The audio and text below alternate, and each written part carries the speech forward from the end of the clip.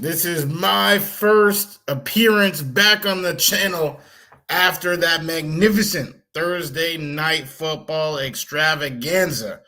But I'm not talking about first, all right? I'm hopefully talking about something for the last time, okay? Haason Reddick. I'm tired of talking about this man month after month. Haason, Haasoff, showing up, never showing up again. Hopefully, never talking about him again. Let's do it right here. I'm still hyped though. Right here, right now. Boy Green meets Wudi.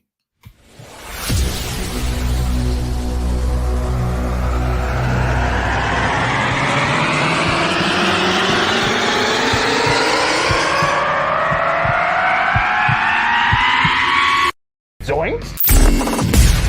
It is unequivocally the Super Bowl for New York Jet fans. Field Yates, baby. Field gosh darn Yates. Let's bring him on the show. Come on, people. Connor Rogers is joining the show. What's up, Connor? But Trevor gosh darn Sycamore, baby, for me, personally, my favorite New York Jet of all time. Wow, it's great to be on. What an intro that was right there. Paul, nobody does an intro like you, man. Paul, you give the best intro of literally any podcast that I've ever been. I'm gonna lose my gosh darn bananas.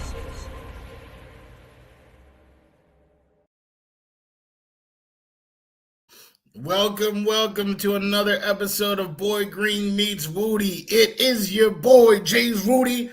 I am indeed Wudi, rocking everywhere. And of course, we got the boy who became king, the king of that Boy Green Coffee Club, Boy Green himself. How you doing?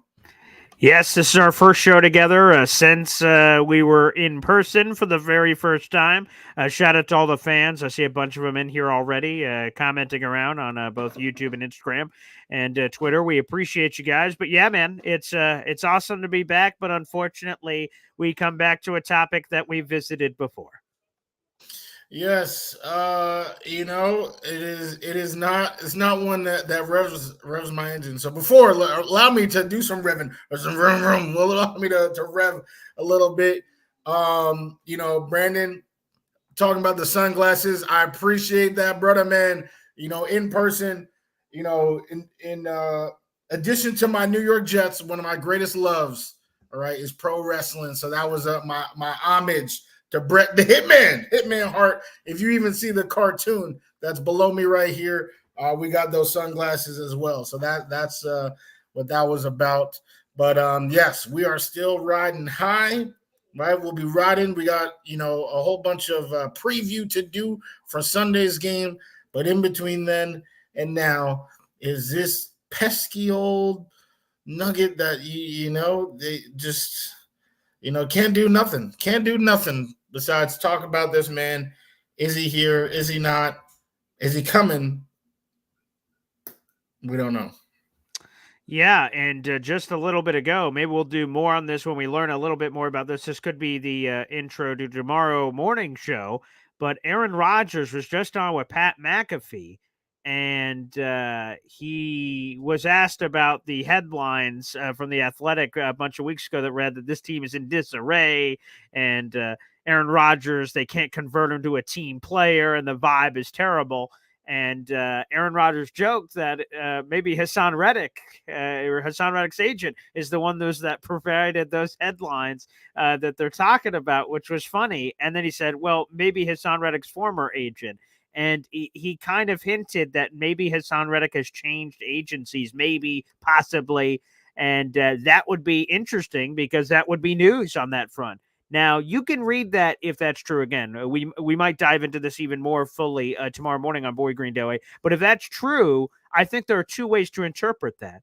Number one, Reddick is he didn't like whether it was his agent pushing all of this and he didn't like it, so now he's getting rid of him and he's getting a new agent, and then things are positive. So there's a way that you could squint and say, okay, that must be good news. But there's also a way to perceive it as potentially bad news. I saw the Jet Press was tweeting about this, and I saw a few other people mention this too, that Haason Reddick's agent is like, okay, enough's enough. You got to report Haason. Like, it's over. We're all lighting money on fire here. And he says, screw you, buddy. This is my mission. And apparently you're either with me or against me, and you're against me. Boop.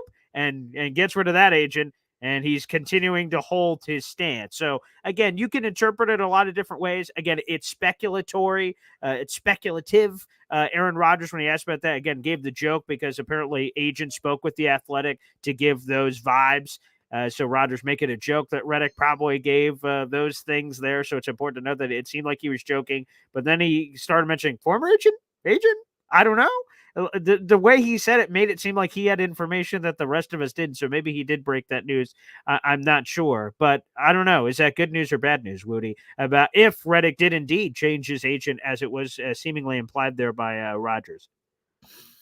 I mean, if he did, it's probably good news because I would imagine the agent is the person that put them on this path, rerouted the GPS, so to speak, right? He said that he was cool, right? He was giving us those Judon vibes, and then all of a sudden something changed.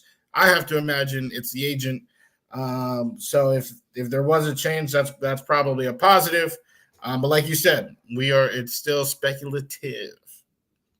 Yeah, so we'll see. Again, maybe we'll have more information on this in due time. But with Reddick not having shown up yet to this point, this moment in time, again, maybe we'll have I hope so, we have a breaking live stream at some point this week to talk about different news from that. But in the meantime, it looks like he is not here. So the Jets must turn to alternative options. And I say it again, you don't have Haason Reddick right now. Jermaine Johnson blew out his Achilles. And Will McDonald has been Superman, which has been pretty cool. But the Jets' plan was to have Reddick with McDonald. Jermaine Johnson with McDonald. So it was supposed to be him and more, not just McDonald being Superman. So the Jets, regardless of, even if Reddick showed up right now at this very moment, the Jets would still need other bodies, or maybe not, maybe just guys stepping up on the roster. But that's something else I wanted to make sure we explored today on the show, Wudi, is what's plan B, C, D, E, F, G, H, I, J, K, M, L, M, L, B, Q, R, S, T, U, V, W, X, Y, and Z. What are those plans? Non-Reddick related. Are they just certain guys on the roster that need to step up that you have high hopes for? Is it a free agent? Is it a trade, perhaps? I think we should dish out and empty our notebooks here on potential solutions, non-Reddick related to the problem. And I don't know if you want to go first or second here, but we got to discuss some of these possibilities. Yeah, absolutely. I mean, we can, do you want to go 1 for 1 or like a top 3 or these are go 1 for 3. 1. Let's kind of trade blows and see. Is there one that you feel very strongly about? Very strong. Honestly, I feel like there are pros and cons with it. There are no perfect solutions. Okay. Available to the New York Jets right now. Right. Perfect would have been Haason showing up in June. Well, yeah, and Jermaine Johnson's Achilles remaining intact. Yes. I mean, that would be preferable. But as you recall, I've been from the day one of those that said that Haason was needed regardless of Jermaine. These people were lost. We need Haason and Jermaine. Now, with both of them, now we need some help. That's how I'm feeling right now. So I think the best of the best options is probably Yannick Ngakoue. Did you see the news on him last night? Oh, maybe he's not the best, the best option.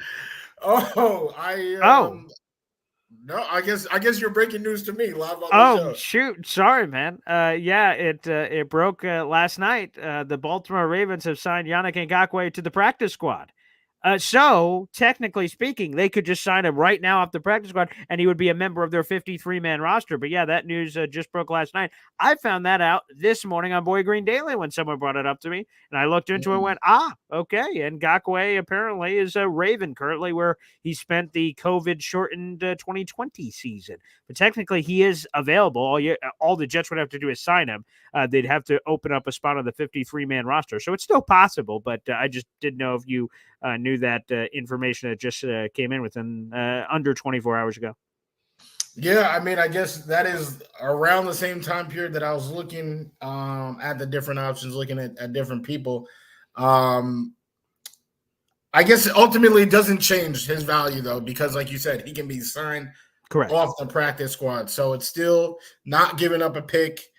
still would be relatively cheap. And this is somebody who, for his career, has gotten a more than one sack every other game. I mean, that's an incredible amount of production. This guy is one of the most consistent mercenaries there are in this league. Just like a Jadeveon Clowney, when he was being mentioned, Clowney, Ngakoue, I feel like they go hand in hand because they both want the same thing and haven't quite gotten it. So they get those 1-year deals instead.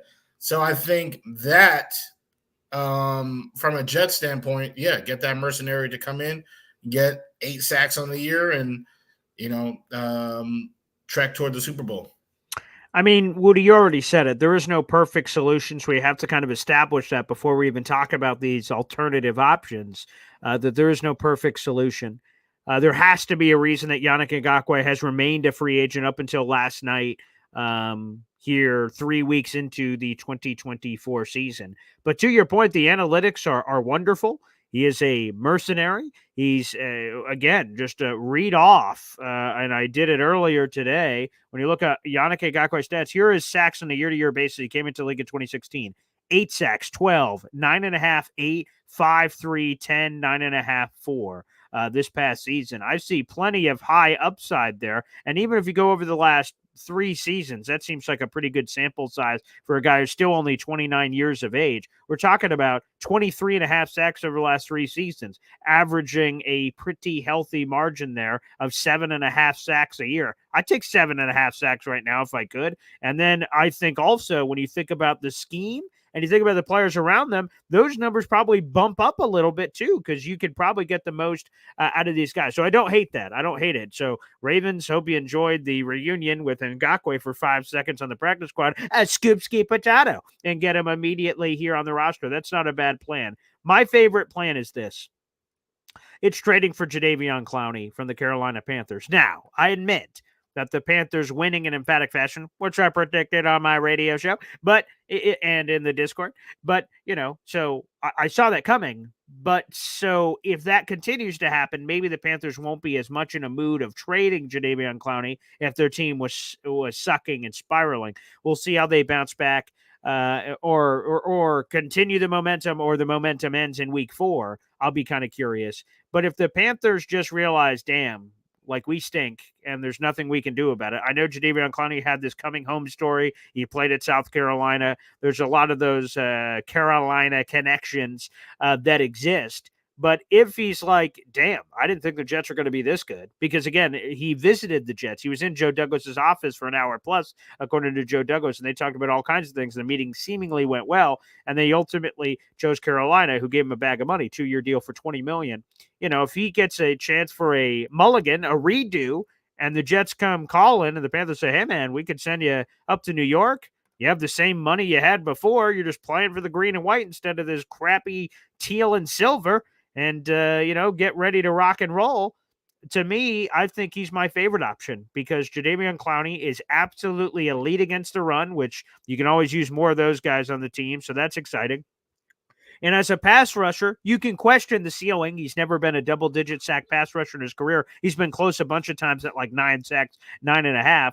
And again, I argue that same bump with almost any name we talk about has a chance to be even better than they've ever been before. Clowney would be my number 1 option. If I could hand cherry pick, if they were interested a couple months ago, why wouldn't they be interested now? And Carolina, again, seems destined for a top 5 pick in the 2025 NFL draft. So you put all those pieces together, that one for sure would rev my engine. Yeah, I mean, if we're playing Madden, turn off the blocking a trade, just automatically accept all trades. Yeah. I would say Clowney probably is. Actually, no. I mean, if that was the case, then I would just trade for like TJ Watt. But anyway, that's what I was about to say. I'm like, wow, you're not utilizing your superpowers to their max ability. That's the one trade you're like, okay, one wish genie, boom, Jadeveon Clowney. Wait, no one else? Miles Garrett? And no, I said Jadeveon Clowney, and that's what I meant. Boom. Yeah, that seems like a waste of your powers, but hey, I won't go ahead and I changed it up to TJ Watt, okay. but okay. Unfortunately, I would say that Clowney is probably off the table. And then you pretty much listed most of the reasons why. He had this option already and chose Carolina. I don't think Carolina thinks that they're some garbage team. I know their owner doesn't. Their owner is one of the more cocky, people out there in the sports world. And just like the New York Jets, they are only one game behind the division leader right now. So, I mean, they have no reason to think that their season is over and to start throwing away pieces. I don't think it's a realistic move. But of course, if we can convince somebody, and that would be both the Panthers and Clowney, hey man, leave your family. I know you just chose to be there, invest, go back into your roots and all that. But leave him anyway. If we can do that with him and work with the team, then of course Clowney would be a great pickup. The only thing I would push back on, you say, like, obviously David Tepper doesn't think his team sucks. Coming from an owner that's one and done how many coaches in a row and fired them in the middle of seasons for how great they've been, it's because they've been terrible. And he's like, Matt Rule, get out of here. Frank Reich, get out of here. Dave Canales, you're definitely the guy. I definitely will not fire you in the middle of the season. I promise. I pinky promise. Oh, okay. Here we go. So, he's very volatile. He's a guy that's willing to make obviously rash decisions, which is something, like I said, I would love to take advantage of.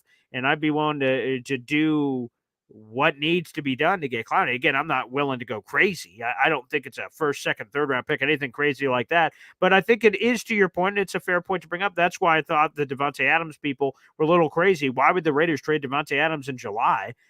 In July, everyone's 0-0. Everyone's undefeated. The hope is as high as it can possibly be that whatever your plan is going to work out. So 3 weeks into the season, Carolina, after getting, pistol whipped through the first couple of games, showing some signs of life there in week 3, has got to be an encouraging sign to perhaps to ownership and whatnot. And they already lost Derek Brown for the season. So we'll see.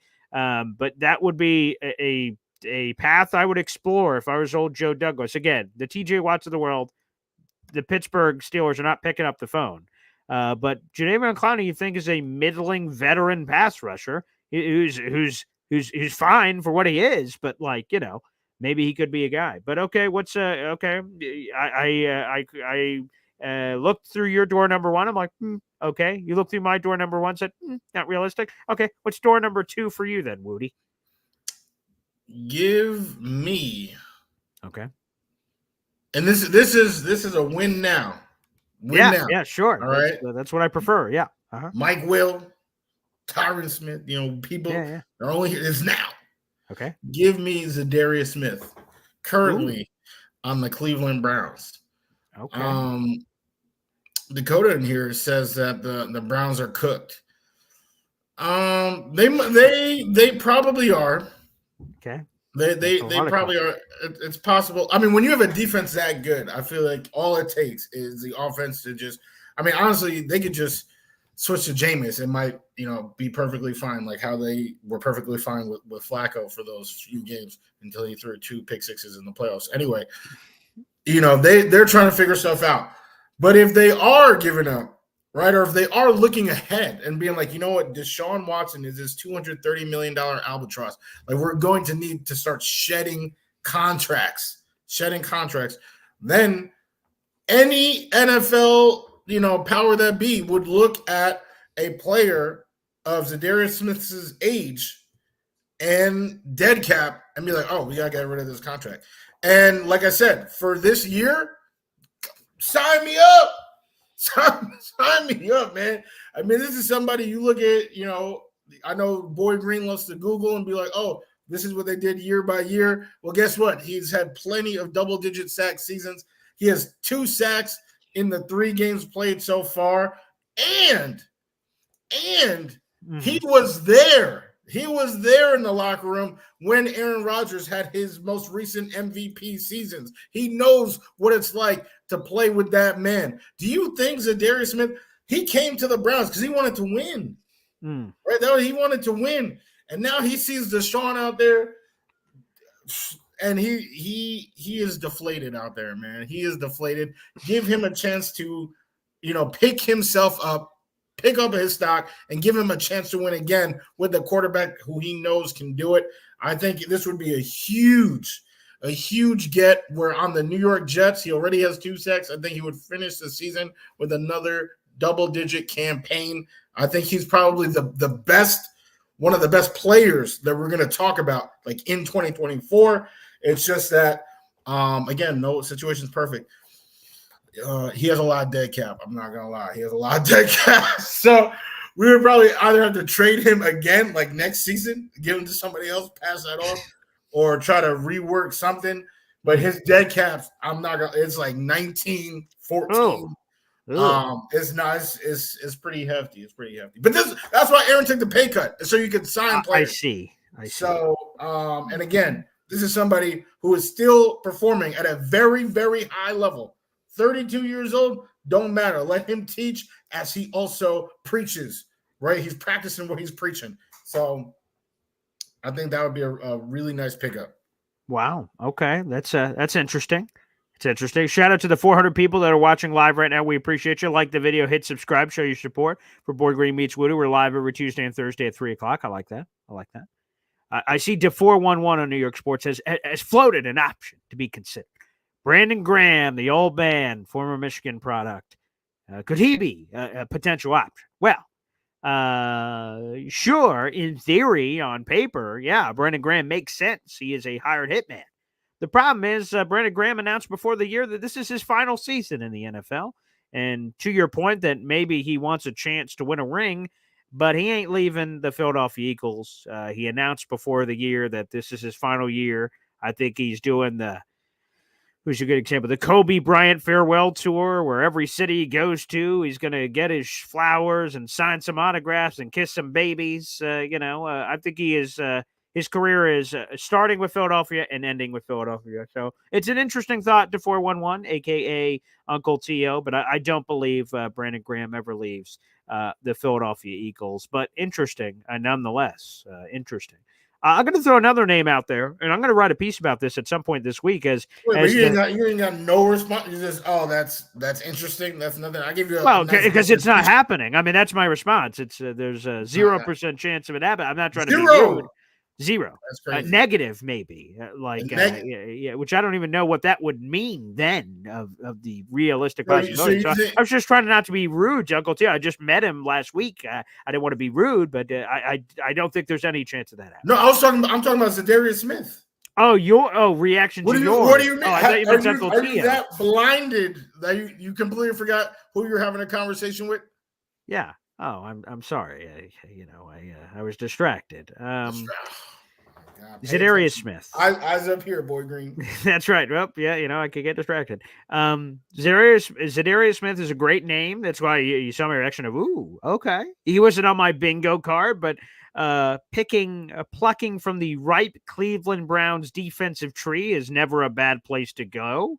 They've had great analytics over the last couple of years. Za'Darius Smith is absolutely a hired mercenary. His production speaks for itself over the last couple of years. I'd have to see, to your point, one of the reasons I stayed away was that contract. I was like, oh, hey now, what would it require from, to make that move happen? But no, that's I said it with Yannick Ngakoue that I like that move. Za'Darius Smith, of course, I would like. How could you not like it? He is a productive player, but the logistics of hitting it, that to me is where I get a little lost in the weeds of trying to speak that into existence for you. But I like the name, right? You said it with Clowney, where you're like, oh, sure, if we're in magical fairyland, that doesn't sound too bad. I wasn't as insulting with your Za'Darius Smith choice, but, if we're in magical fairyland, then yeah, Za'Darius Smith could ring the bell. Sure. Fair enough. Okay, let's see how you feel about this one. Okay. This is a guy who, again, I will cover this in a column at some point this week. Azeez Ojulari, the younger brother, or older brother, rather, of BJ Ojulari, just got drafted in Arizona. He's a member of the New York Giants. He's 24 years of age.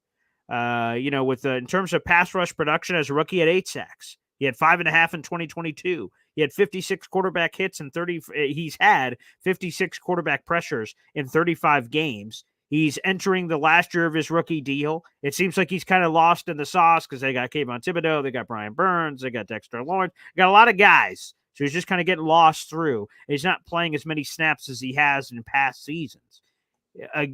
So cost acquisition would be relatively low because he's in the last year of his deal. It's a rental, but that's exactly what the Jets are looking for, a rental. It's like my house needs to be painted. I hire a painter. He paints the house and then he leaves. He's not moving in. He's just doing his job and leaving. So Azeez Ojulari, hey, we need someone that can rush a quarterback. Azeez says, I can rush a quarterback. Great. Come on down. Pay you for this year, and then we'll figure it out. Maybe after the year, he has such a great year and the vibes are great. He's like, I want to stay. We're like, okay, let's talk about it. Maybe, but I'm not even thinking about that. The pure acquisition of a guy like Azeez Ojulari, who, by the way, is an incredibly young guy. He's still only 24 years of age, and he will be 24 throughout the entirety of the season. He doesn't turn 25 until next summer. He was born in the year 2000, which makes me feel incredibly old, but that's neither here nor there. Azeez Ojulari, I think, is the perfect hitman to bring in a young guy that could come in and just get a job done. To me, he would be incredibly intriguing, and I like the juice. And like I said, I don't want to keep repeating myself with all these guys, but I think almost whoever we bring in within reason is going to have a higher ceiling than they would in other places. So give me Azeez Ojulari. The Giants are a team that, spoiler alert, isn't doing jack diddly this year. And again, if they're letting Azeez go anyway, why would you pick up some sort of a future asset, to bring in? Honestly, that's that actually might be the pick right there. Oh, hey, okay. We got Wudi on the train. Toot toot. In terms of risk and reward, I mean, yes, you would probably give up the highest pick because he's 24. But other than that, I mean, the cap hit is nilch pretty much. It's negligible. I believe it's under $1 million.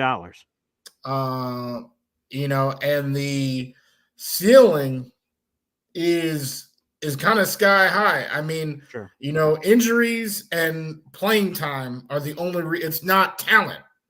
So if he just stays healthy and is on the, part of this rotation in this defense, then who knows? He could have his first double-digit sack season. Like, the reason why his sack numbers went down from that rookie year, as you said, was because the number of games played went down. It's like I said, it's not as much talent. So I think that's actually a really nice pick. He's 24, and again, it's a win now type move. This is, Azeez, wouldn't be the next edge, for the Jets for the next. Probably not. Right. No, definitely. Just right here, right now.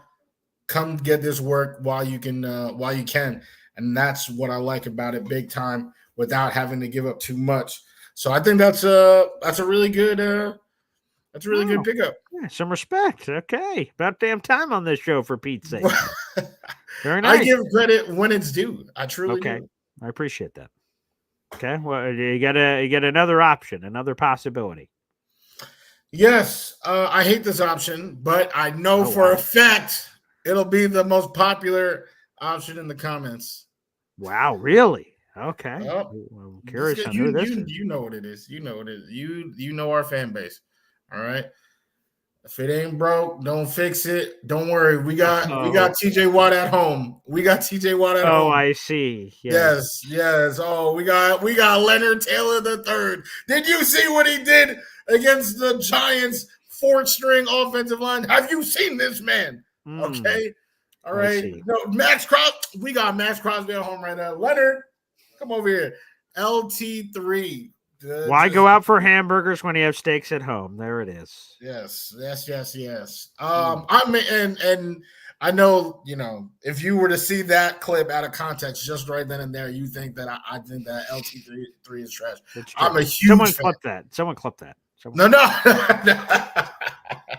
I'm a big fan, right? I've said time and time again, he is the next Bryce Huff, somebody who came in undrafted, who I think will get a big deal, an 8-figure deal. Or no, not 8. Can I count? Yeah, 8-figure deal. Yeah, just like Bryce Huff. As a result of his play with the New York Jets. That's how I feel. But we weren't playing Huff his rookie year like that. Leonard needs his time. But if they feel confident, throw him to the fire. Some people, that's how they learn, is the reps, throw him in the water, watch him swim. Okay, Leonard, we're down a whole lot of guys. Can you step up and make plays? Now, we beat up against two of the worst pass protecting units in the entire NFL, but things are going to pick up real quick. All right, Minnesota, our boy Darnold, who I've been singing his praises since 2018, but no one wanted to hear it. And then, of course, Josh Allen and those boys. So, we got one more week of the defensive line looking way better than they do. But I would imagine we need to get some sort of outside help. But I don't know. Leonard Taylor, he could surprise us all. Yeah, it seems like, at least at this point, unless we get news outside of Jalen Mills signing and some other pass rusher coming in here, the Jets believe in their group. Or that's what they're selling to us, that they believe in their group, or they don't want to go get something else, regardless of the case. It seems to be that way for now.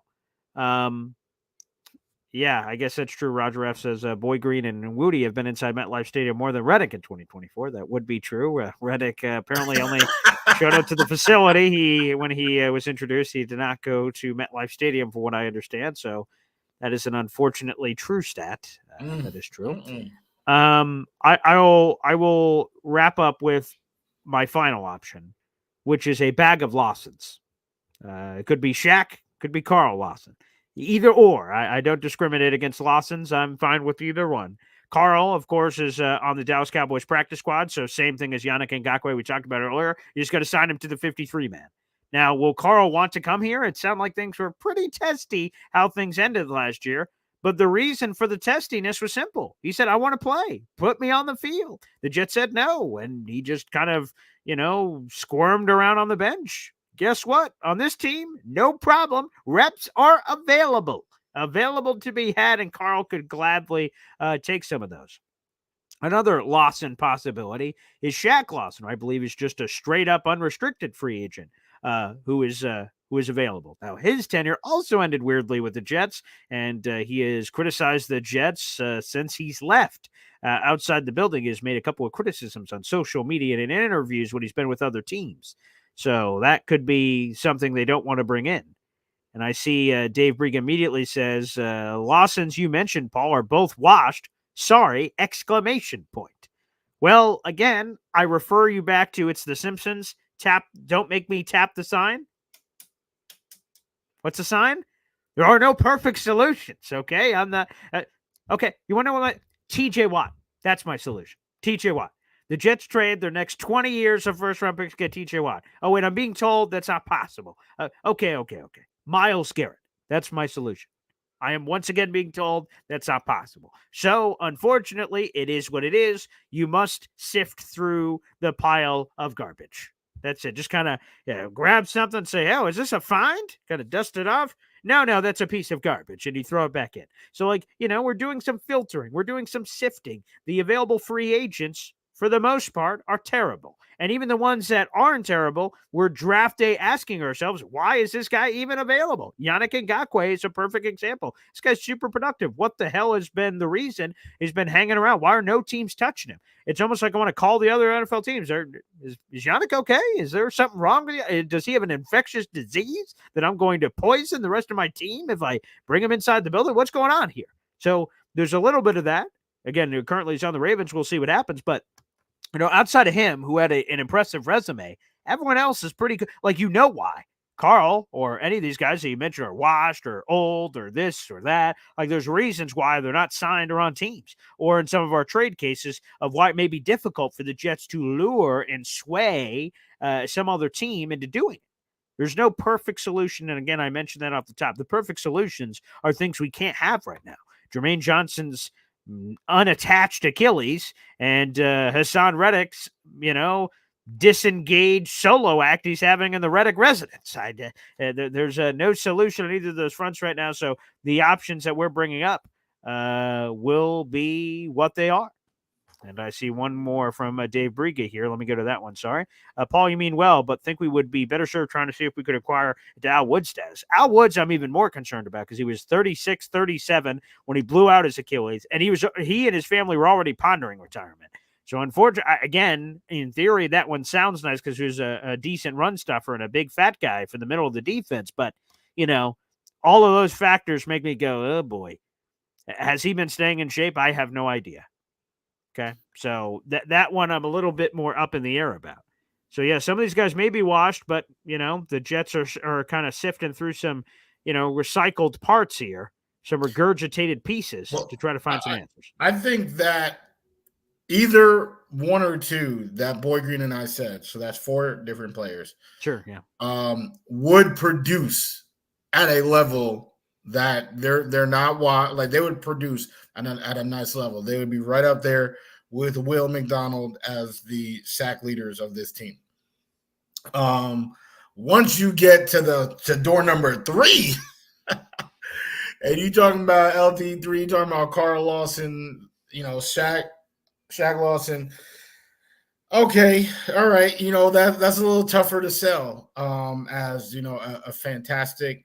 So, but see, that's the thing is that they're more easily acquired. LT3's on the team. There's nothing you have to do. Shaq Lawson's at home, right? So that's the give and the take, right? Are we talking about what is the easily accessible that might not produce us the highest results, or will we have to wiggle, right, and try to make a deal with the Browns who might still want to contend, or eat $30+ million of dead cap for the next 3 years in Za'Darius Smith. Like, something has to give. I personally would prefer that the giving is done in the form of a trade or money, right? So I would want one of those, one or two. Azeez wasn't even on my radar, and Boy Green made such a fantastic pitch.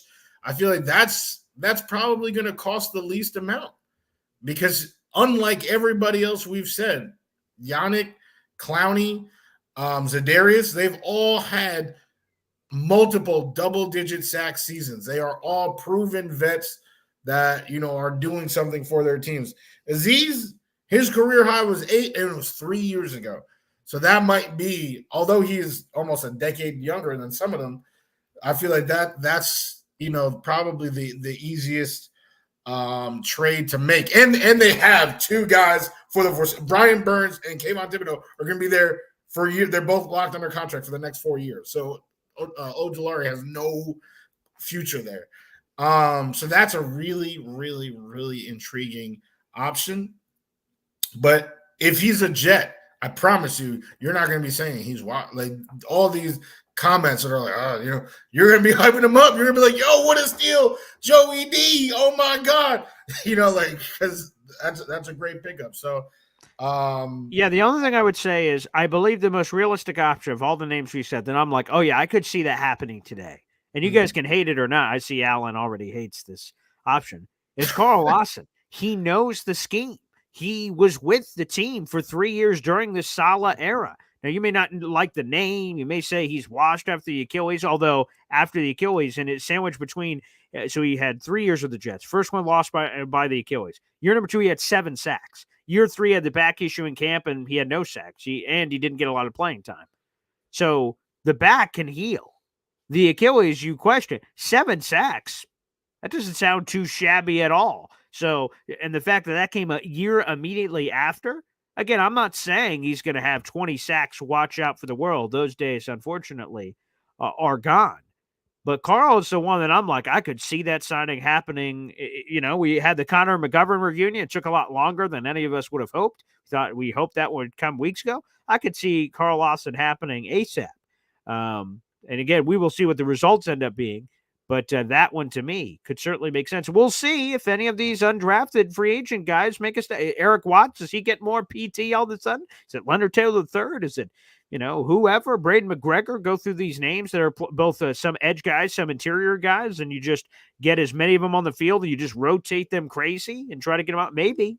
Maybe that'll be it. I don't know. But the most realistic that I could actually foresee happening, some of these other ones are dream ones. You're like, oh, maybe this would be nice. It's 100% to me, Carl Lawson. I don't understand why, like, where all the negativity from the fan base toward Carl is coming from. I love Carl Lawson. You know, I was super excited. I was broken up over his Achilles, and I thought he had a terrific bounce back season. 7 sacks doesn't even tell the whole story on what he was doing to the pocket. He, in my opinion, was the reason why Quinnen broke out as strong. Quinnen hasn't had a season like that since, and he hasn't had that type of Carl Lawson production. Injuries have robbed him of his prime, and I guess he fell out of favor with the coaching staff. But somebody else who I told people, why do you hate him? Why is he, Hitler to you? Alan Lazard, right? That's how you guys are treating Alan Lazard. Now you guys want to build a statue for the boy. But I was saying the whole time, like, yes, he fell out of favor with the coaching staff, but we're all humans. Like, different things happen. So Carl Lawson, if he were to come back, if he is good mentally and good physically and wants to come back, I think that's a move that we should accept with open arms, because he is a dog. He is a dog. It's just, the problem has been that he's a wounded dog. He's been wounded. But when he was healthy that year, we saw fantastic results. Was he TJ Watt? No. But did he catalyze a defensive line that was dominant? Yes. And Quinnen I'm sure Quinnen would love to have Carl Lawson back, but does that Carl Lawson still exist? That's where I don't know. That's why I'm not gung-ho on it. Yeah, and the only thing I would say is, Carl Lawson wouldn't come at $45 million. He'd be veteran minimum, I assume. Dirt cheap, relatively speaking. So what's wrong with the attempt? If you sign him and the Jets go, "Whoa, he's washed," then you cut him. If you go, "Whoa, he's not washed," then you keep him. Isn't